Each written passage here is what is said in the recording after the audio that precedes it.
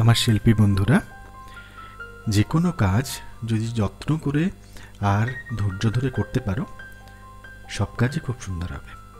তার জন্য সময় দিতে হবে, অনেক প্র্যাকটিস করতে হবে, তাই না? তো চলো ভগবান রাম जी का एक मूर्ति आज বানাই। কি করে বানাতে হবে, কিভাবে বানাবো, কি কি ম্যাটেরিয়াল নেব। দেখো, এখানে বিশেষ কিছু জিনিসের দরকার নেই। ছোট্ট ছোট্ট ছুরি, চাকু, ছুরি যেগুলো আমরা ঘরে রান্নার জন্য রাখি, আর অল্প একটু মাটি, একটু জল, একটু স্পঞ্জ নিয়ে স্টার্ট করতে পারো।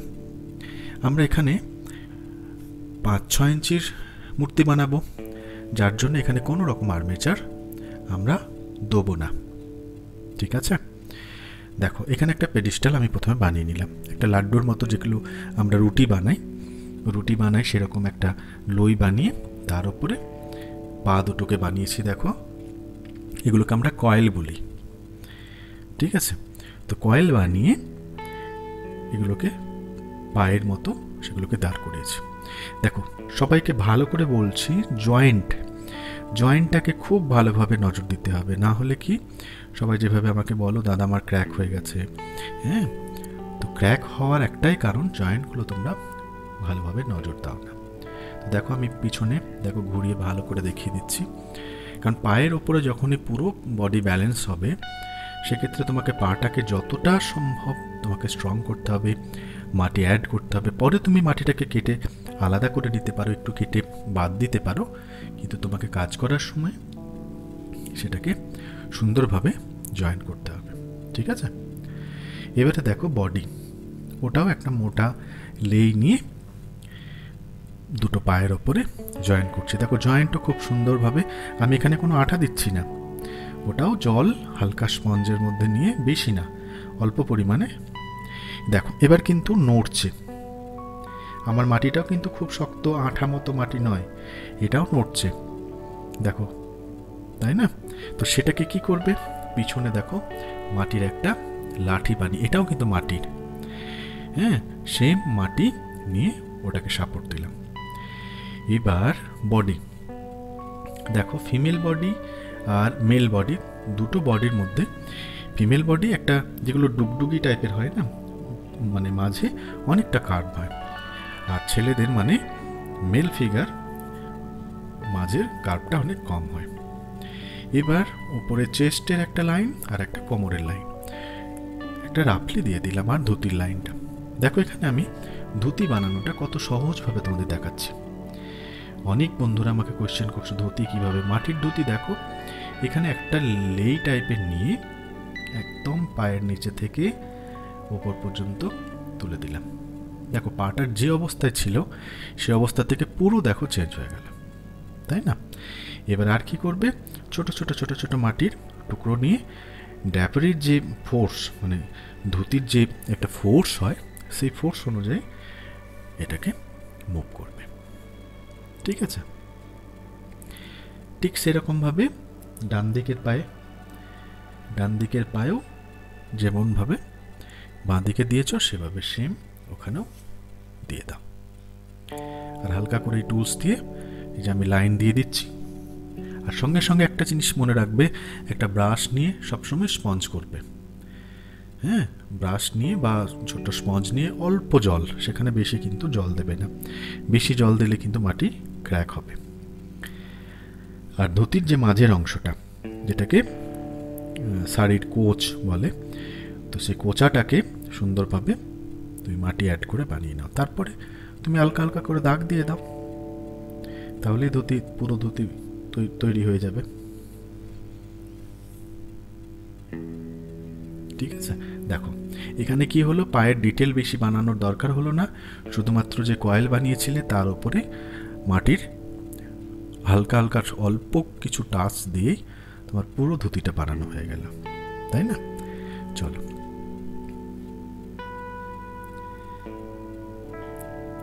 দেখো ব্রাশটাও কিন্তু আমি একদম ড্যাপারির যে ফোর্স আছে সেই ফোর্স দিয়েই, মানে ফোর্স অনুযায়ী আমাকে সেই ব্রাশটাকে চালাতে হবে, তবে এটা স্মুথ হবে আর কাজটা দেখতে, মানে কাপড়ের যে ফ্লো সেটা তুমি ফিল করতে পারবে।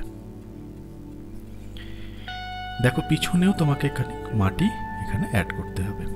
কোমরের লাইনটা আরেকবার টেনে নাও। দেখো এই পাশেও খানিকটা কোমরে মাটি অ্যাড করেছি।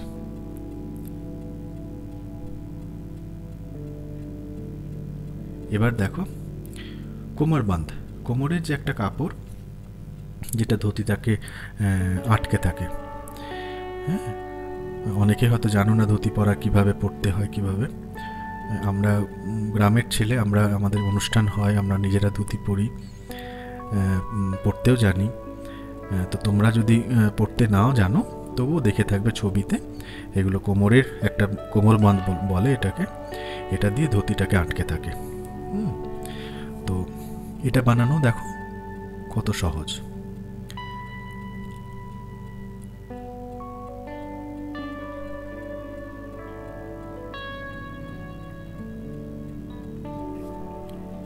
ঠিক আছে, এবার নিচের কাজটা যখন কমপ্লিট হয়ে গেল, এরপর আমি হাত, কারণ কি হাত যখন করে দেবো না তখন নিচের দিকে ধুতিটা করতে খুব অসুবিধা হয়। তো যার জন্য কি করবে, নিচের পার্ট মানে যেগুলো ঢাকা পড়ে যাবে, কিছু কিছু জায়গায় কাজ করতে অসুবিধা হবে, সেই কাজগুলো তুমি করে নেবে। আর তাতে কি হলো, বডিটা ততক্ষণকে একটুখানি মাটিটা শুকোলো, একটু হার্ড হলো, তাই না? কারণ উপরে যখনই ওয়েট পড়বে তখন তোমার বডি ব্যালেন্স খারাপ হতে পারে। পা বানানোটাও দেখো এখানে আমি অনেক ডিটেল করে দেখিয়েছি, খুব ছোট্ট ছোট্ট পা, যেটা বানাতে সত্যি খুব মনে হবে অনেক শক্ত, কিন্তু শক্ত কিছু নয়। একটুখানি ভালো করে নজর দাও, দেখো ঠিক পারবে। এবার হাত, ঠিক আছে, এখানেও দেখো কয়েল আমি ছোট ছোট করে বানিয়ে নিয়েছি। তো দুদিকে ভালো করে অ্যাটাচ করে নাও, পিছন দিক থেকে সামনের দিক থেকে ভালো করে জয়েন্ট করতে হবে। আর যেভাবে তুমি মুভ করতে চাইছো সেভাবে তুমি মুভ করে সুন্দর করে রেখে দাও। এবার কি হবে, আস্তে আস্তে যখন হাতটা শক্ত হবে তারপরে আমি আঙুল করব, তারপরে আদার্স কিছু করব, তাই না? দেখো এটা একটা ছাঁচ, এটা মুখের ছাঁচ। এটা ছোট মুখ কীভাবে বানাতে হয় এটা পুরো প্রসেস আমি দেখিয়েছি আমার ভিডিওতে, যাও সেখানে দেখে নাও।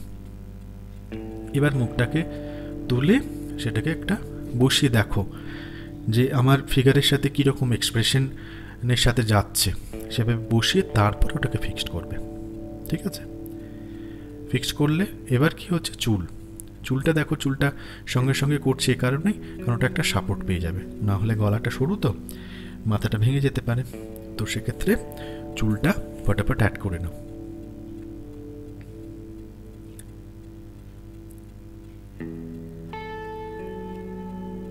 মুখ বানানোটা বারবার আমি দেখাচ্ছি না, এখানে ছাঁচে তুলে দেখিয়ে দিলাম।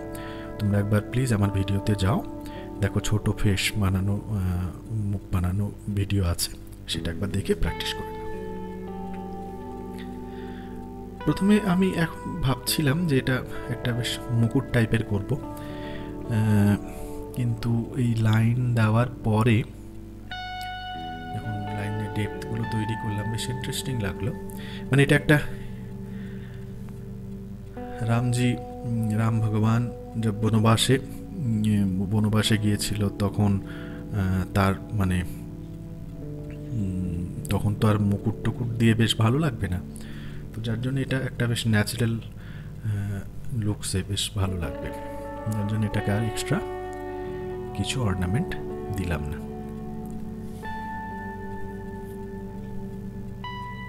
কানটা খুবই ছোট কিন্তু তবুও করতে হবে, না হলে ভালো লাগবে না, তাই না? এখানে কোনো মুকুট নেই, কোনো জুয়েলারি নাই, তো সেক্ষেত্রে চুলের সাথে সাথে কানটাকেও করতে হবে।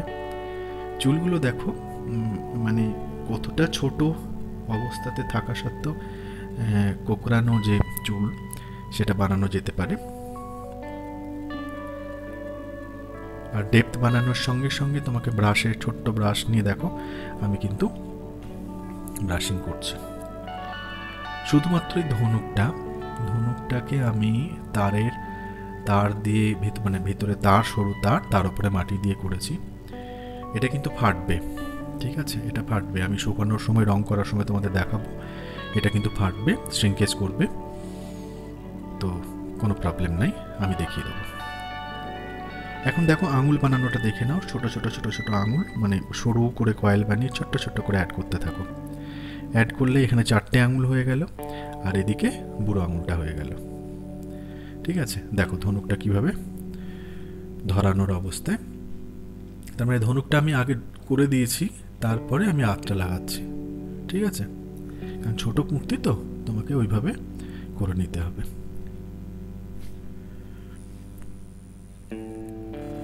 কানের যেটা, কানের এটা আমি ছোট্ট ছোট্ট করে বানিয়ে ছোট্ট তার দিয়ে লাগিয়ে দিলাম।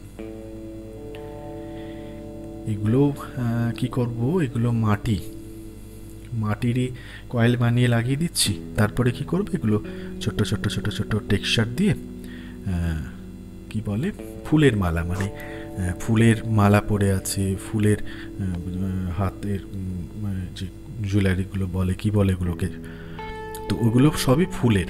তো ফুলের করতে গেলে কীরকম, দেখো এখানে একটা লাইন দিচ্ছি, দেখো টেক্সচার। তো এই টেক্সচারটা একদম পুরো ফুলের মতো লাগবে। আমি কালার করব যখন, তখন তোমাদেরকে আরেকবার ভালো করে দেখিয়ে দেবো। ঠিক আছে, এখন তোমরা আমার দেখে দেখে সেগুলো বানিয়ে ফেলো।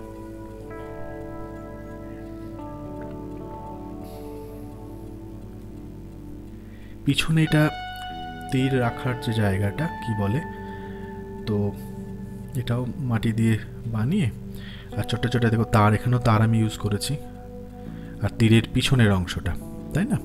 তো এটাকে বানিয়ে অনেকগুলো বানিয়ে নাও, আর ফটাফট এগুলোকে পুঁতে দাও। 6-7টা তুমি বানিয়ে ফেলো, দিয়ে বানিয়ে ওটার মধ্যে পুঁতে দাও কাঁচা অবস্থায়।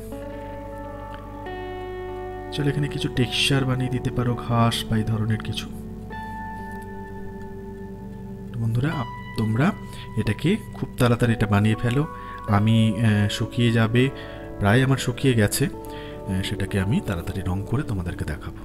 ঠিক আছে, আর কেমন হলো কমেন্ট করবে, জানাবে আমাকে। ঠিক আছে, থ্যাংক ইউ।